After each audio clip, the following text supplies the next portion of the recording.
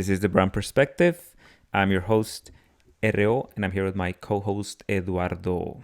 So much that went down this week. I'm just grateful that we made it to Saturday. Did you get it? Were there any black Trump supporters there? Yeah, it's funny because I think there were a few, and I think there were some folks of color. And actually, at the rally, I remember seeing some Chinese. They had Chinese, and it's funny because the media obviously they were like, "Oh, look, they're not white. Let's interview them." Yeah. I know I saw some Chinese. I know there were some Latinos there, and I know I saw at least one meme of a young black man on the Capitol wearing his MAGA hat, and I think the meme said something along the lines of, "When you're dating a white girl and you have to hang out with her Yeah, racist friends." with their buddies. So, yeah. I wasn't. I've seen some of the videos. I haven't actually paid attention much to the crowd. It's predominantly white, but I asked earlier is because we're gonna touch on the double standards of the police uh, of the police conduct in this riot versus how they've historically treated black and Hispanic protesters slash riots too. Sometimes when things get out of hand. But what was your take when you were watching this in terms of how they were treating them, how they opened up the gates for them so they could walk in, taking selfies with them? And even to begin with, they're just the police presence to begin with. They knew that they should have prepared to anticipate that something was going to Mhm. happen. And Yeah, I mean, I was surprised because I remember, I think 2 days before I was watching Univision, and they mentioned they reported on the National Guard being deployed for the January 6th. So I just assumed, my God, I can speak today. I just assumed that the National Guard was already in place and that the whole uh, Capitol complex had been reinforced and that there were plenty of police there. So I just kind of had the assumption. So as I'm watching C-SPAN and they stopped the proceedings, and it's funny because I was working, I was watching and like, oh, let me just see what the arguments are being made. It'll be interesting, quote unquote, political drama to be able to see and maybe talk to you all on this podcast. And they did stop the proceedings. And then I started watching some of the outside coverage and seeing the protesters getting closer to the Capitol. And again, having worked there, realizing that they're pretty prepared to do to what it takes to keep out an invading force, mhm. an armed invading force. And this was, I know they did find some arms afterwards and some bombs, but for the most part, these were quote unquote peaceful, unarmed people who stormed the Capitol, but obviously they wreaked mayhem and and yeah, so that's one point I wanted to make, and the other piece is that having worked in DC and having lived in DC is an African American community, so a lot of the police officers in Washington D.C. and in the Capitol are African American. So in some ways, I can only imagine how they felt that, hey, look at how much police we have when it's black and brown protesters, and look at how little reinforcements we have, and look at how everything went down, and the fact that I know that there's some reports of there being police officers and other veterans and other law enforcement in the crowd and showing their IDs and showing Mhm. their their badges, acknowledging the fact that they were police officers, and then in this case, like overrunning and fighting against those their colleagues who are trying to protect the Capitol, the U.S. Capitol. Yeah, and you can already see how Fox News and the other conservative outlets are spinning this, saying that they were all peaceful protesters, and implying that Black Lives Matter protesters are more violent. And Oh my God, I just don't know yeah, yeah. how can you? I mean, the images, the video, I think any person can see the difference. one police officer died. Total of 5 people died, and one of them a police officer. And I think the number that I came across earlier today was somewhere between 50 or 60 that were injured. Hmm. And so that's pretty significant considering that all that happened, and yet they managed to not really harm many of the protesters the way that they would have had they been black or brown. And And and that's it. Go ahead. yeah, and I'm not saying that they should have. I'm just saying that it's unfortunate that they have to treat us that way.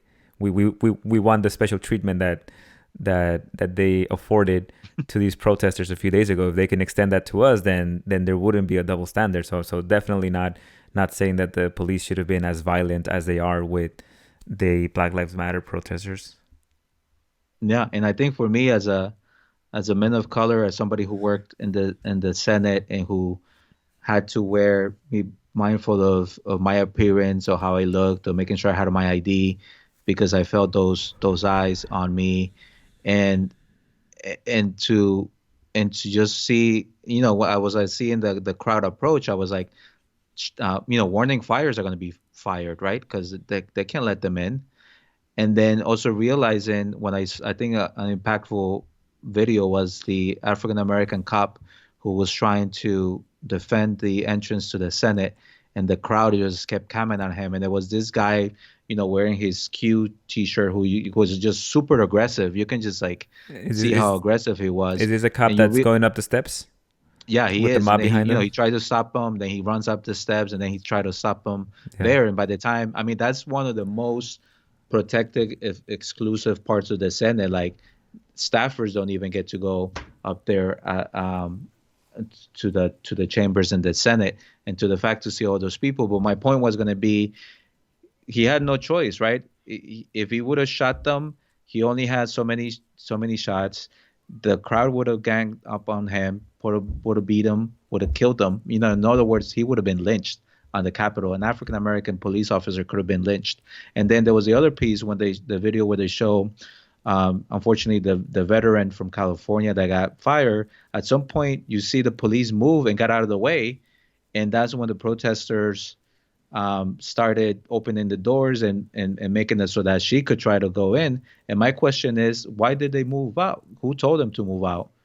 Like, why didn't they stand their ground? And yes, you can be pushing and they can be like doing all this convincing that they're trying to do, but as long as you're there physically, they could have stopped them, but they decided to step away, and that led to the attempted entry and the shooting of that woman who was a veteran. Yeah.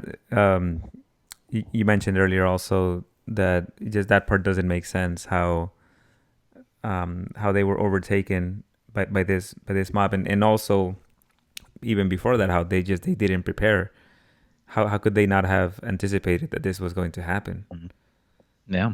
And so going back to the talk on the double standard, also the article that I was reading, this is an article from the Atlantic, and what it's saying is that the inaction of Capitol Police was by design, meaning that um, they saw this crowd, predominantly white, as being the crowd that would actually try to speak out against Black Lives Matter.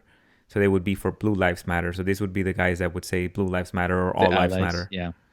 And now here they are, and so they gave them different treatment because of that, and also just the inherent racism of police officers, that they assume that inherently black people are violent just by nature, just for Hmm. being black, but white people are not. The exception, if a white person is violent, or a protesters white protesters are violent, is it's the exception if they turn to violence, whereas blacks are just looking to start violence. And that's the Hmm. narrative that you see in all conservative media, even now. But you can clearly see that in, I mean, you can see some videos where they were peaceful and they were walking, but you see others where they're breaking windows, where they're smashing at things, and some of them they're hitting the cops with the flags, with the staff of the flag that they're carrying. And Hmm. then obviously once they got in there, they vandalized everything. You see the offices, the phones on the floor, all the papers, they threw everything around. So I suppose it's no surprise that Fox News is defending them and saying they were all peaceful, and trying to excuse that and trying to make it seem like this was just a peaceful protest. It may have started out as a peaceful protest. So do the Black Lives Matter. Usually a few small elements within there are the ones that get violent, or even sometimes the police are the ones that instigate. So at least be consistent in criticizing, right? Yeah. Criticizing the No. actions. Yeah. No. But to your point, I think that pointing out that difference, that when it's a Black Lives Matter protest, like the police, there's more of them. There's more. There's a militarization of the situation, and there's the police who are the aggressors.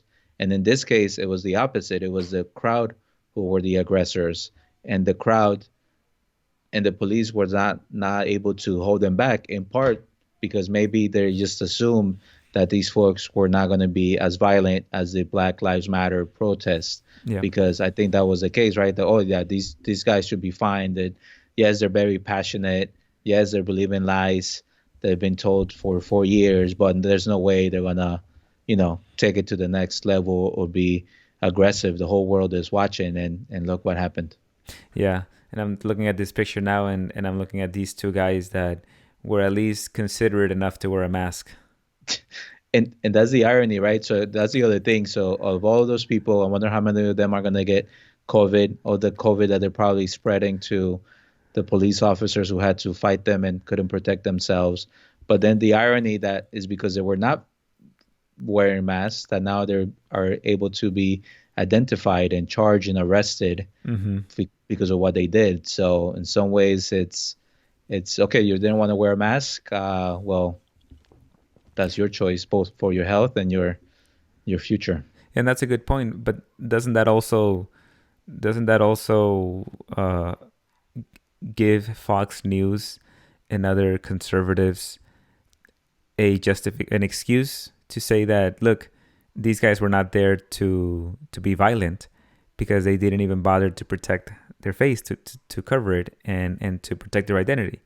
Had they gone out there to create havoc and chaos, then the pandemic would have been a perfect excuse to wear a mask and even glasses to cover their identity.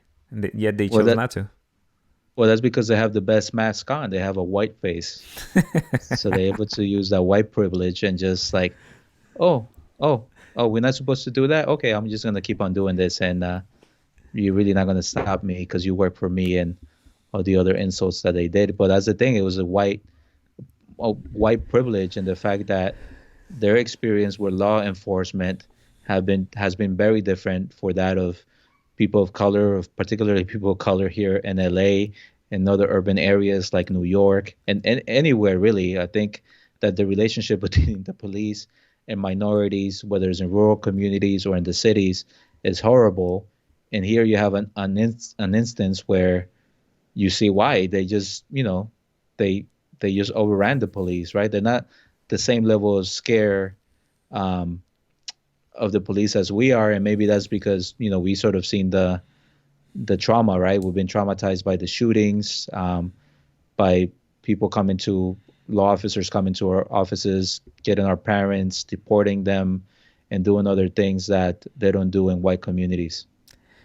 Yeah, and actually, that made me think about the privilege that these individuals have to be able to protest in this way, with the belief that they have a right to go into the Capitol, and that they have a right to be heard, and that while they're there, they also have a right to safety. Meaning Hmm. that these guys went in there to voice their demands, to make themselves be heard, because they believe that they're important enough as citizens of this country that they need to be heard.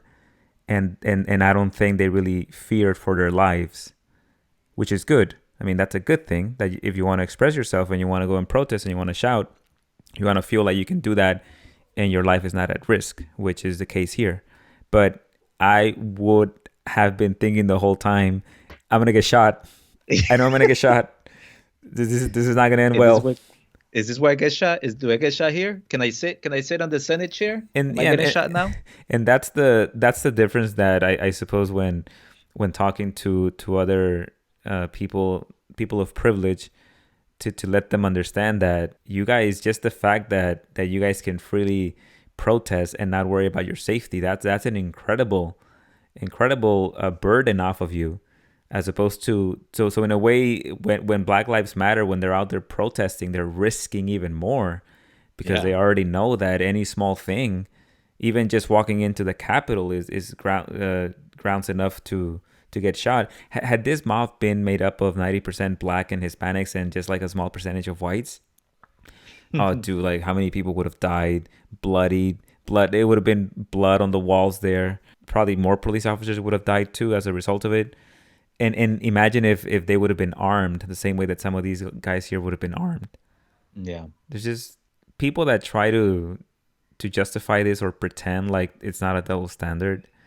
It's just it's hard to be able to really talk to people like that, because it just means that they're too far gone, that no matter what you say, they're just not gonna believe it. They're just, Yeah. Black Lives Matter is violent, and these guys are patriots, and it's just that's the binary, and there's no way for you to really change their minds unless you have to take them to an entire program of deprogramming and years of therapy to actually be able to successfully get somebody like that to believe that, no, yeah, this isn't right. This is a double standard. Yeah. And it's funny because I think obviously in this picture you're immediately drawn to the guy wearing the Viking hat and with the flag, and he Yeah, was yeah. tattooed. But then I really want to look back at the white guy with the glasses right behind him, This who guy? apparently stole the police vest Yeah, I was and put wondering it if this on. guy was a police That's officer. gangster right there. He was like, you know what? It's about to go down. Let's go in the Capitol, but let me be protected and let me get this police vest, or that his friend give him, or something like that. Well, Like, hey, buddy, here's to a be vest. Go protect yourself as you protest. to be fair though, I can this guy is ambiguous to me. I can't say if he's white definitively. I know he's not black. He doesn't look black, but he could be brown skin. He could be White Middle Eastern. He complexion. could be Hispanic. It's hard to say. So he might just be one of the Hispanic Trump supporters or Middle It's Easterners for Trump. You know what? And now that you pointed out, it's interesting that the Atlantic used a black and white photo when there's color photos that would make that more clear, right? So it's almost like they're trying to, in my perception, maybe even hide the fact that these were white individuals who were doing this. Yeah, perhaps, but just based on the footage, you can see that the majority of them, and again, the Blue Lives Matter crowd, only the Black Lives Matter and the Hispanic people that are out there protesting, they're wrong because their cause is wrong, their reasons are wrong, but we're right, right? They're saying we're right because we have a just cause, because we're hiding for higher ideals. So typical nonsense where people do this, where they justify their actions because their cause is true and valid.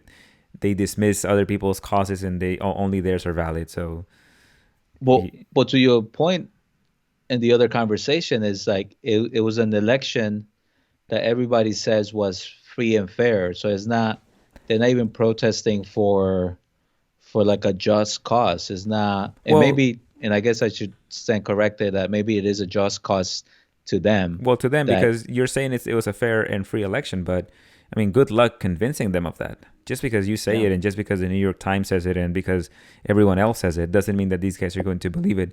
And that really because the is court said it. right. But see, here's the thing. This is the big problem. This is the problem that should be tackled as a result of this event. These institutions have pretty much lost a lot of legitimacy with a big Mhm. segment of the American population. Yep. And these guys are even more, right? Remember, these guys are they were sold the American dream. They were told of American exceptionalism. There's a place for you here. But now that jobs are being shipped overseas, poverty keeps increasing. These guys, they're having to face that. They're having to face that reality. And so as a result of that, you get these people that all of the institutions have lost like their legitimacy. They don't believe anything. These guys don't believe anything. It doesn't help that our country has been waging wars for forever, really. But I'm going back just to like the 90s, since the invasion of Iraq. Dude, we've been engaging in wars, lying to the people about wars, lying about Iraq. People don't have medical care. Their jobs are being shipped overseas all the while. The media tells them that it's for their own good. So of course, these guys are not going to believe anything, because why would they believe people that have lied to them continuously? Why would they believe CNN, or why would they believe any politician, or why would they believe the courts if these are the same institutions that have been screwing them? So that's why they're out there, and they think that they're protesting for a higher cause, because they see that there's a lot of corruption in this system, and a second, they see that there's corruption, and it's their job to weed out that corruption and to give us a new system. Yeah. And let me just say that in some ways that American exceptionalism is one of the only things that they still have left. And in some ways, it's them coming to the Capitol to cash that check and say, we need a president policies that benefit us. But I would like to just equate how these people are the same people in Latin America, the same people in Africa, the same people in the Arab world. And what brings them together is the poverty, the challenges they're facing. You know, the reason why there's coups and political violence in Latin America and in other parts of the world is because of the inequality, because of of the poverty, of the abuse of power, of foreign powers coming in and taking away the best land, the best jobs, taking away jobs, and creating this desperation. That's the same type of anger that drove people from Central America to walk thousands of miles in order to try to get asylum here in the United States. It's not just because they're people of color. It's not because it's something is a deficit on their traits or who they are. It's because they poor and they want a better opportunity. So this is the type of desperation, the type of despair that drives people to fight the system and to get what they believe is a fair share, a las buenas o a las malas. Yeah, exactly. Um, I'm comfortable leaving it at that here. Do you have any other thoughts on this? No, I think I said what I had to say. All right. Well, let's keep an eye on this one. We're only, what's today's date? We're only 9 days into the year. We still got a lot more to go. Yes, If you we're thought never gonna forget 2021, 2021. if you thought 2021 was going to be better, you might be in for a rude awakening. That's true. Okay. For those of you out there listening, if you like our content, make sure to subscribe, follow us. We are The Brown Perspective on YouTube, Instagram, and Twitter. Nos vemos. Ciao.